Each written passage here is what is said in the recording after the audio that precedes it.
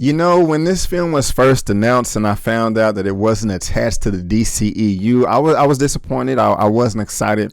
I thought it would be a waste of time, but I was wrong. I was wrong. My name is Brandon Keith Avery, and this is just my opinion. Hey, what's going on, everyone? Thank you so much for tuning in to my opinion/review for Joker. I really do appreciate it. And if this is your first time finding me and you like this video and want more content from myself, go ahead right now and click on that subscribe button and also the little bell so you can be notified when I make uploads. Joker is a film written and directed by Mr. Todd Phillips. If you don't know who that is, shame on you. Shame on you. No, I'm just kidding. Now, he directed Due Date with Robert Downey Jr. He also directed Road Trip, Starsky and Hutch, Old School, the Hangover trilogy. And in 2016, he also directed War Dogs that stars Miles Teller and Jonah Hill. Very, very great film. I think you all should see that film. Now, while I said earlier that when this film was first announced that I really wasn't looking forward to it, coming up to its release, my expectations did start to grow more and more. With every new promotion material that Warner Brothers came out with, every new TV spot, everyone raving about their own excitement, it got me excited too. And then all of the reviews started coming out from TIFF and just other critics and things like that, just saying, oh my goodness gracious, Joaquin Phoenix knocked this out the park. First comic book character. I mean, Oscar all over the place. And I did get excited. But with all of that, there was also a ton of controversy that was going on. Well, I don't want to say a ton, but enough for a discussion. Just like, okay, oh my gosh, why are we praising a terrorist? And, you know, why are we praising this and praising that? And I kind of do understand the arguments on both sides, and I will be talking about that a little bit later. But as far as my expectations are concerned, guys, I feel that they were met. But what is this film about exactly? Well, a gritty character study of Arthur Fleck, that's the real name of the Joker, a man disregarded by society. Guys, I'll just go ahead and get this out of the way. I won't waste any of your time, but I thought this film was freaking amazing. Yes, had to do my little dance and all that stuff. Like, real talk, there are a number of films that I missed this year that I'm not proud of, and I do plan on catching up. But I can say beyond a shadow of any doubt that the Joker, this film right here, directed by Todd Phillips, starring Joaquin Phoenix, Robert De Niro, all these people, is one of the best that I've seen in 2019. It definitely does deserve to be talked about in the Oscar conversation, not just because of the film itself or Joaquin Phoenix, but Todd Phillips and the way he is able to direct the film. And I don't even know why I'm surprised, because I just listed his filmography and it's freaking outstanding if you've seen all of those films, except in my opinion, The Hangovers 2 and 3. I was highly disappointed with those films, but all those other films, I either seen them a ton of times or I own them downstairs in my collection. But Todd Phillips right here with this film just takes it to the next level on a technical level, on just things that he does with the camera. The way he can just sit it still and just have characters in frame, walk out frame, just spoke so much to me just on a visual level. And without all the visual effects and CGI and things like that, nah, this don't got nothing to do with none of that. It's just that the camera placement that he used in this film, I thought was stellar. I thought was phenomenal. It really did stand out to me. And you know, I'm not saying that I'm just some film, you know, extraordinary expert or something like that, but I was just kind of saying to myself, I was watching this like, okay, this needs to be taught in film class, film school, because this is very effective, or it's affecting me at least. That's why all things are subjective. But you know, he did knock this out the park. Now, I'll save that for later. Something else that really did stand out to me is the score, the music that was used in this film, and it is by a gentleman. I apologize, I have no idea how to pronounce this. Hildur Guðnadóttir. Please forgive me for not pronouncing that correctly, but I don't even know why I'm surprised at this as well, because Warner Brothers always comes through with their scores. That is something, I mean, Disney, Marvel right now is winning in the Marvel in the shared cinematic universe for comic book adaptations. But something that DC, Warner Brothers, is far superior over than Marvel or Disney is their scores, and this Joker film is just another testament of that. It's probably one of the best scores in their whole lineup of films. Like, real talk, I'm not exaggerating. I mean, the amount of big horns and strings that this gentleman Hildor used in this, like, I gotta give it to you. I would clap louder, but I'm not trying to get clipping in the audio and things like that. Also, the film is comic book accurate per se. I mean, this is a standalone film, but there are a number of Easter eggs from other comic book universes and the universe that you would expect that I did not expect that we got. I was just kind of saying to myself, oh, wait a minute, is that so-and-so? Wait a few more seconds. Oh, it is. I like how they tied that together. I like it. I like it. I mean, it kind of makes me feel that this can be a sequel, but just on another side note, when I was just doing a little research, this film is they're like a new company, and I didn't get the name, is being created with this film right here to create more standalone DC films. And I think that's just a great idea, especially, with this Joker film, because it is outstanding. About a year or two ago, I would not have been excited about that, but hey, they came through and did deliver all the good stuff. But what else did they deliver on? I mean, what is this film about? It is a character study on the Joker, on Arthur Fleck, and we do get to see, and it is basically his origin story. We get to see, his life, a day in and day out, up, down, left, right, in and out, on just, how he's trying to fit into society. And going over into the controversy and things like that, people are just saying like, hey, you're trying to, make, this character sympathetic, and, like, hey, it's okay to go and terrorize people and kill people if, you're on your bottom dollar. And while the film does lean on those tropes just a little bit, I don't think it does that per se. It did make me angry a little bit towards the end of the film, which I'll talk about a little bit later. But I mean, you do feel sorry for the Joker at some point in time. I'm just not going to lie. Me personally, I do not like people being mistreated.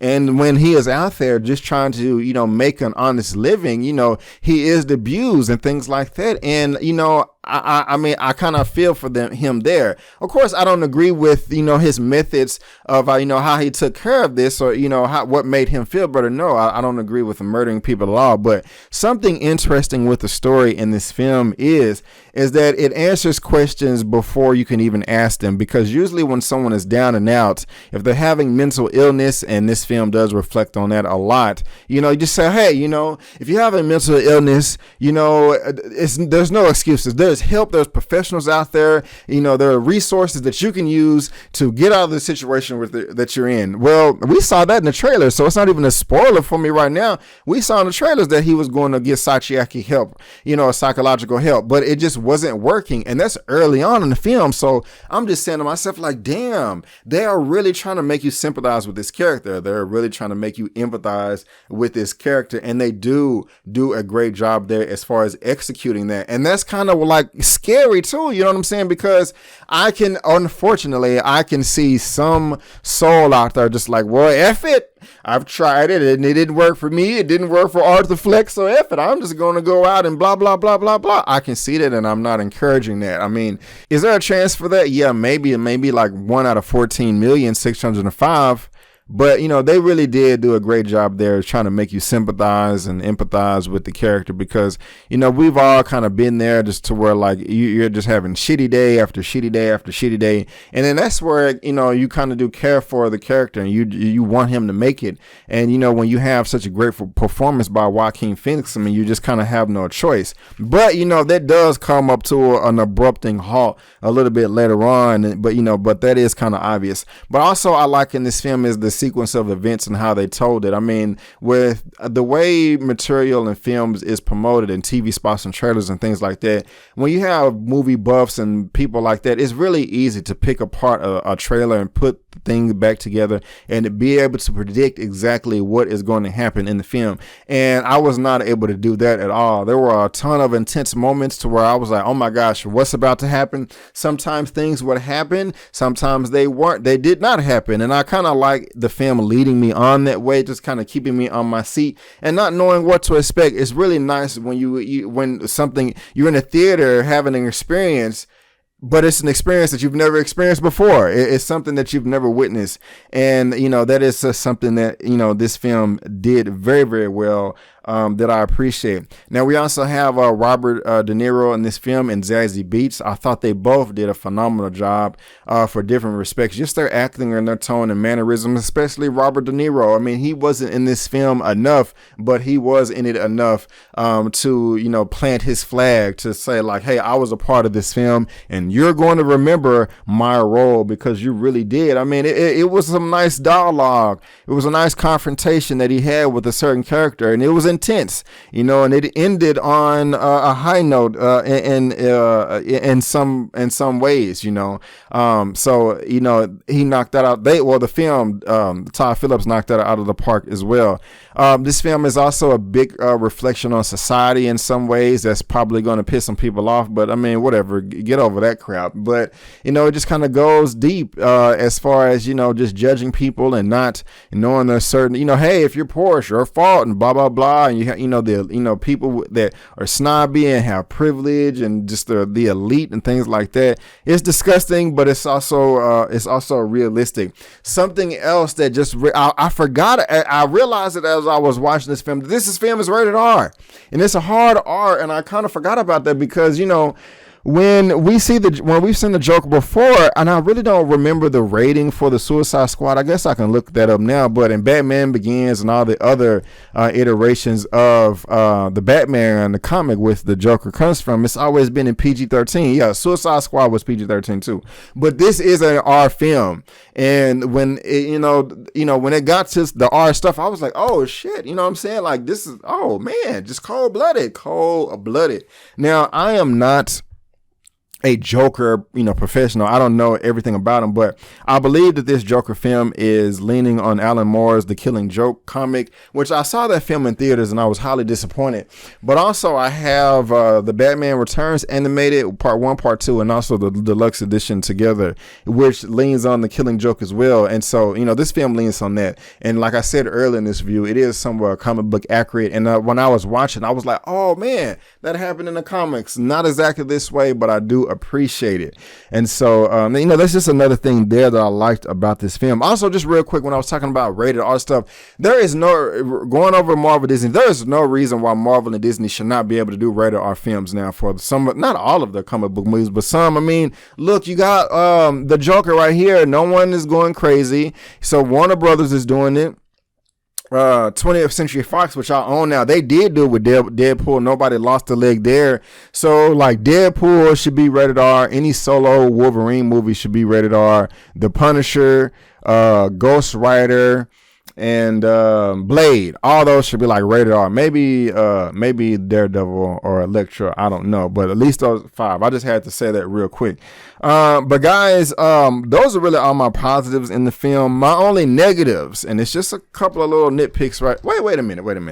I didn't even talk about the titular character, Joaquin Phoenix. Like, man, what was I about to do? The dude can act his ass off. Best in the game. Like, what are we talking about? Seriously, go ahead and give him the award right now. I thought I had a trophy, but I don't. It's up there. I forgot to grab it. But anyway, seriously, Joaquin Phoenix's performance, that, like, the laugh, his Joker laugh, he was talking about how that was the hardest thing for him to perfect in his role. He also had some breakdown, moments on scene where he was walking off on the set just because he was frustrated. Some of the other actors and actresses thought it was them, but no, it was just his method of doing things, which I'm not saying that I agree with. But Robert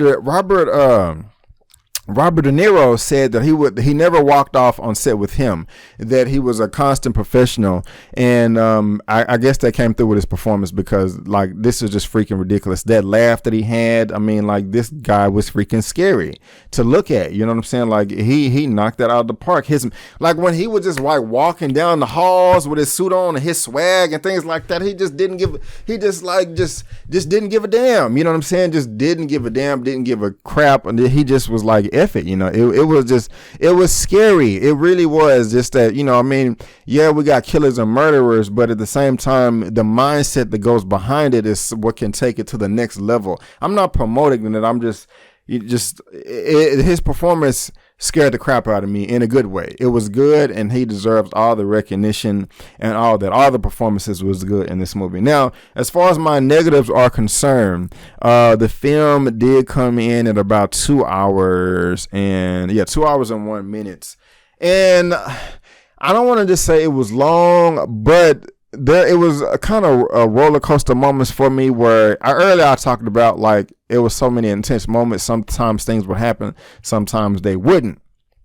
The times they wouldn't, it was a little frustrating to me, and I was just like, okay, where are we going with this? Okay, everything is, revving back up. I'm liking it. Do I have any other gripes? I don't think I do, because at one point towards the end, I was just like, wait a minute, what are they doing? They're really promoting the terrorists. Just like, but the way the film ended and wrapped it up, I was like, okay, no, they're not. The film is not doing that. The character is putting their own self in the spotlight, in their own delusional world, but, and it kind of clicked for me. So, as far as the controversy is concerned, you really can't scream all that stuff until you've seen the film, and then have at it. Everyone has entitled to their opinion, hence the name of my channel. So I'm not trying to take that away from you, but sometimes people do jump the gun a little bit. But still, I mean, if you still feel that way, hey, you feel that way, But guys, I love the film. If I had to rate Joker out of a 1 out of 10, I would give this film a 9 out of 10. Yeah, 9 out of 10. If I see it again, I may give it a 9.5. I don't know. But right now, I'm sticking at a solid 9 out of 10. But I do want to know, guys, have you seen the film? What did you think of the film? What did you think about my review? Please let me know down below. Give me that thumbs up if you liked the video. And let's get this conversation going and keep it flowing. But guys, that is just my opinion. Thank you so much for tuning in. I do appreciate it. Like I said, click that subscribe button, hit that notification bell, and give me the thumbs up, and look me up on social media. But guys, I just want to thank you again so much for tuning in to my opinion/review for Joker. And before you go, don't forget that my name is Brandon Keith Avery, and that's just my opinion. Peace.